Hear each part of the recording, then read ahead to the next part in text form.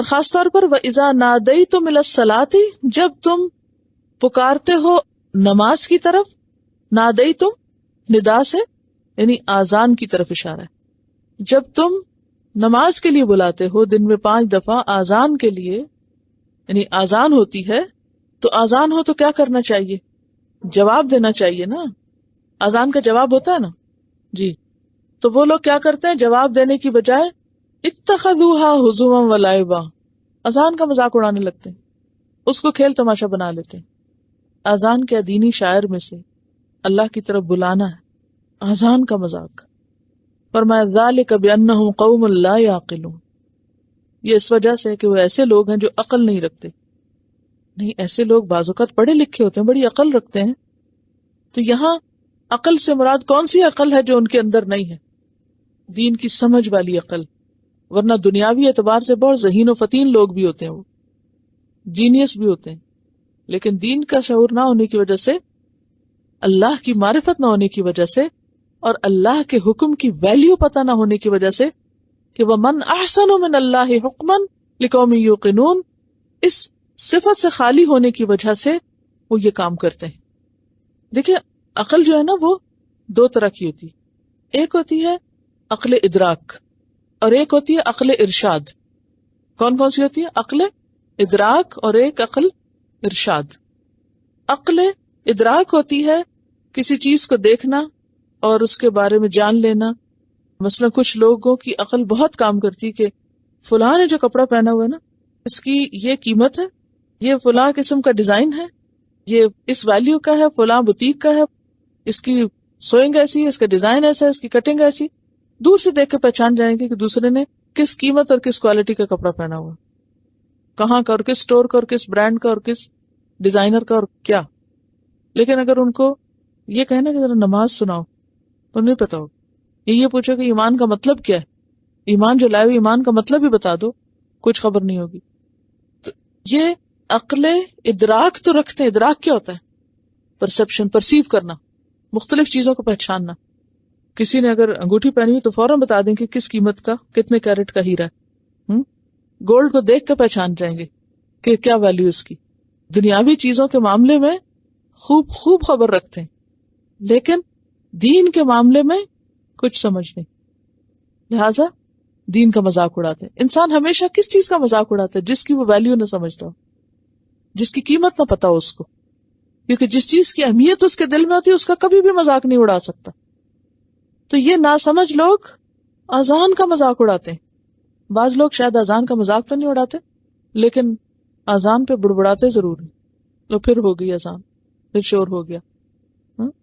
اور یہاں تو خیر باہر اذان نہیں ہوتی، لیکن جن ملکوں میں اذان یا اذانیں ہوتی ہیں، تو اب ماڈرن ٹرینڈ کیا ہے کہ مسجد کے قریب نہ گھر خریدو.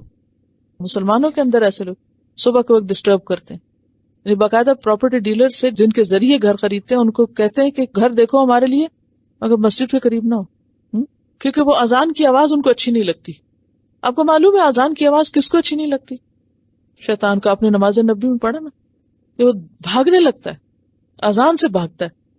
تو یہ لوگ جو ایک طرف اپنے اسلام کا اظہار کریں اور دوسری طرف اذان سے چڑھیں اور اذان سے بھاگیں اور اذان کا مذاق اڑائیں، تو پھر ان کی عقل ہی ماری گئی. آپ دیکھیے کہ نماز کی اپنی ویلیو ہے، لیکن اذان کی ویلیو کچھ کم نہیں ہے ہمارے دین میں. کیوں؟ اس لیے کہ وہ اللہ کی طرف یا نماز کی طرف پکار ہے، وہ آغاز ہے نماز کا. اسی لیے قیامت کے دن جو مؤذن ہوں گے، اذان دینے والے، ان کی گردنیں سب سے لمبی ہوں گی، اونچی ہوں گی. اور اسی لیے علماء کی اکثریت یہ کہتی ہے کہ مؤذن کا مرتبہ امام سے بھی بڑا ہے. ہمارے معاشرے میں مؤذن کیا چیز ہے؟ کوئی اس کی عزت ویلیو وقت نہیں. لیکن اسلامکلی یعنی ایک امام ہے نا، نماز پڑھا رہا ہے امام، وہ بھی بڑا اچھا کام کر رہا ہے. لیکن مؤذن جو ہے، بہت سی احادیث سے اس کی جو اہمیت ہے قیامت کے دن، جو اس کا مقام اور اس کی عزت ہے، وہ اس سے بھی زیادہ ہے. یعنی جتنی فضیلت مؤذن کی بتائی گئی ہے اتنی امام کی نہیں بتائی گئی. اب دیکھیے کہ مؤذن، ہم کہتے ہیں اور کیا کام ہے ان کا سوائے 5 اذانیں دینے کے. آپ کو پتا ہے آذان کے لیے سب سے اہم ترین چیز کیا ہے؟ وقت کی پابندی. سب سو رہے ہوتے ہیں، سوتے رہ جاتے ہیں، نمازوں میں آگے پیچھے کر دیتے ہیں، اور مؤذن کو جس کے اوپر سب کی نماز کی رسپانسبلٹی ہوتی ہے اس کو وقت کا شدید پابند ہونا پڑتا ہے، ورنہ وہ مؤذن رہ نہیں سکتا. اور اس کے علاوہ بھی آپ نے نماز نبوی میں اذان سے متعلق بہت کچھ پڑھا ہے، میرے خیال اس کو ریپیٹ کرنے کی ضرورت نہیں. تو دینی شاعر کا مذاق اڑانا جو ہے وہ عقل کی کمی ہے. اور یہاں انڈائریکٹلی یہ بات بھی کہ جی جو ہم نے کمپیوٹرز کے ذریعے یا گھڑیوں میں اذانیں ڈال کے وقت پہ لگاتے ہیں، یہ اصل اذان کی جگہ نہیں لے سکتے، کہ یہ تو ایک مشین بول رہی ہے نا. اور ہو سکتا ہے جس مؤذن نے اذان دی اور ہم اسے گھر پہ چلا رہے ہیں وہ فوت بھی ہو چکا ہو، یہ بھی ہو سکتا ہے نا. تو وہ اصل کے قائم مقام نہیں ہے. اس لیے کوشش کرنی چاہیے کہ اصل کا اہتمام ہو. وہ گھر میں چھوٹے لڑکے بھی ہوں تو بھی ان کو انکریج کرنا چاہیے کہ نماز کے وقت اذان دیں، تاکہ ایک لائیو اذان ہو. اور خصوصاً ان ملکوں میں جہاں دور دور بھی سنائی نہیں دیتی، اور کبھی کبھی مسجد اذان سے پہلے جانا چاہیے تاکہ اذان سن سکیں، کیونکہ اتنی فضیلت ہے کہ اذان سن کر جو جواب دے گا اس کی دعا قبول ہوگی، اس وقت کی دعا رد نہیں ہوتی. عقل ارشاد یعنی سمجھ، رشد سے رشد سمجھ بوجھ کو کہتے ہیں نا. عقل ارشاد کون سی سمجھ؟ یعنی ان کی دین کی سمجھ نہیں ہوتی. عورت اذان نہیں دے سکتی، گھر کے اندر بھی نہیں، کوئی روایت ہی نہیں، کیونکہ حضرت ام برقہ جو تھی ان کو نبی صلی اللہ علیہ وسلم نے امام مقرر کیا تھا کہ اپنے گھر والوں کو امامت کرائیں، لیکن مؤذن الگ مقرر کیا تھا.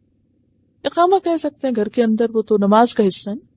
اب آپ پھر کہیں کہ یہ تو بہت ہی ڈسکریمنیشن ہے کہ عورت کو اتنے بڑے فضل سے محروم کر دیا گیا. عورت خود نہ اذان دے، کئیوں کا تیار کر دے اذان دینے کے لیے، اس کی یہ کنٹریبیوشن کم ہے. اور دیکھیے کہ اگر عورت کو مؤذن مقرر کیا جاتا، آپ میں سے کتنے لوگ ہیں جو اذان ہوتے ہی اٹھ کے نماز پڑھتے ہوں؟ 5 وقت کی نا، ہوتے ہی اٹھ جائیں اور نماز. ہم ٹال مٹول کرتے اچھا یہ کام کر لیں، وہ رو رہا ہے، وہ اس کو یہ چاہیے، اس کو یہ چاہیے، یہ کھانا رکھ دیں، وہ کر دیں، وہ کر دیں، دیر کر ہی دیتے ہیں کچھ نہ کچھ کرتے. تو اگر گھر سے ہر وقت نکل کر جا کے کہیں اذان دینی پڑتی، یہ عورتوں کے بس کی بات نہیں. یہ باعث ہونے کی بات نہیں، ہر ایک کا کام مختلف ہے.